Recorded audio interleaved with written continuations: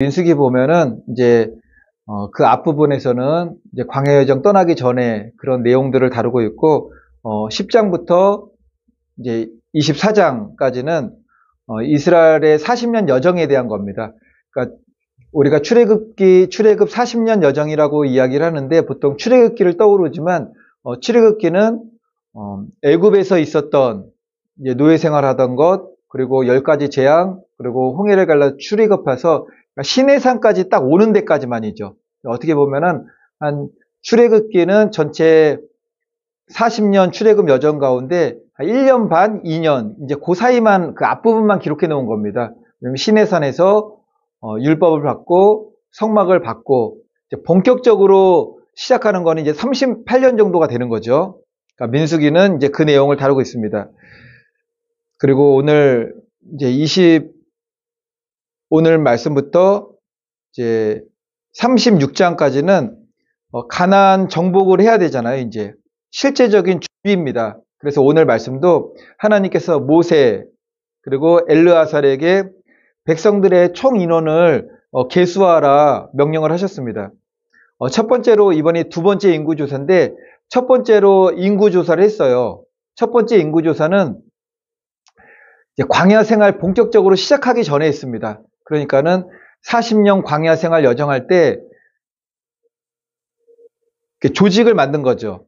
성막을 가운데 세우게 되면은 진을 칠 때 동서남북 세 지파씩 어디 지파가 어디에 치고 이제 다 그런 걸 갖다가 조율하기 위해서 인구조사, 광야 생활을 원활하게 하기 위해서 행군을 해야 되니까는 이제 인구조사했다면은 그럼에도 불구하고 하나님께서 그렇게 말씀하셨고 인구조사를 했고 앞에서 불기둥 구름기둥 인도하였음에도 불구하고 광야 생활 동안 그들은 하나님을 배반하고 원망했습니다.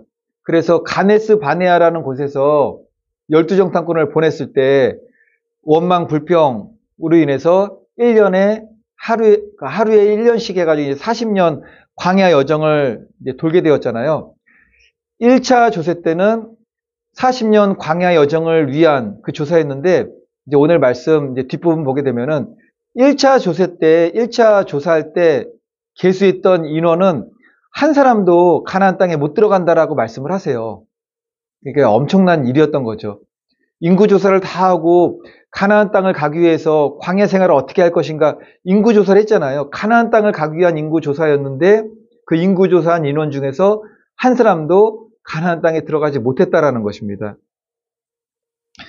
그래서 출애굽 1세대는 광야에서 모두가 하나님의 심판 가운데 최후를 맞게 되었다라는 겁니다. 그리고 20세 이상 된 자를 계수하도록 2차 인구 조사를 이제 내리게 되는 거죠. 그 2차 인구 조사는 단순히 이제 군대를 조직하는 목적보다도 가장 중요한 것, 가나안 땅에 들어갔을 때 인구를 뭐 다 조사를 하게 되고 각 지파별로 적절하게 배분하기 위한 거예요. 이제 땅을 배분해야 되니까는 이 인구는 여기 가서 살아야 되고 저 인구는 이제 저기 가서 살아야 되고. 근데 오늘 26장 바로 앞장에서 어떤 일이 있었냐면은 이렇게 음행하는 일로 인해서 모압 땅에 들어가서 이방 여자들과 음행하는 일로 인해서 연병이 퍼져가지고 굉장히 많은 사람들이 죽었습니다. 죽은 다음에 이제 죽을 사람들 다 죽은 다음에 이제 인구조사를 하게 된 거죠. 여기서 우리가 알 수 있는 것은 그렇게 큰 일을 당하고 나면은 인구조사를 센다라는 것이 이게 사람의 마음이 아플 수가 있잖아요. 그렇게 많은 사람이 죽고 난 다음에 인구조사를 왜 하느냐. 좀 나중에 하지. 연병으로 많은 사람이 죽었지만 그럼에도 불구하고 하나님께서 계획하신 가나안 땅 정복을 시행하는 데는 아무런 제약이 안 된다라는 거죠. 하나님은 하나님의 계획과 섭리대로 가는 겁니다. 그 가운데 우리 마음 가운데 있는 여러 가지 생각들과 의심들과 불평들은 우리 마음 가운데 이렇게 계속 쏟아날 뿐인 거죠. 그리고 하나님께서 약속하신 땅에는 2차 인구조사 말미에 가가지고 지금 2차 인구조사 할 때는 1차 인구조사 할 때 인원들도 많이 남아있을 거예요. 그런데 1차 때 인구조사에 계수했던 인원은 한 사람도 들어가지 못한다 거죠. 그렇게 되면은 가나안 땅에 들어갔을 때 이게 2세대들이니까는 나이가 많은 사람은 한 몇 살까지 나이가 먹을까요? 계산을 해보면은 광야에서 태어난 사람들이니까는 광야에서 태어났으면은 40살 전에 30 몇 살 된 사람들이 들어갔을 것이고 20살을 기준으로 해서 계수했으니까는 그렇게 많지가 않은 거죠. 연령대가 아주 되게 젊은 연령대예요. 그럼에도 불구하고 출애굽해서 나왔을 때 인원과는 별 다른 변동이 없었다라는 것입니다.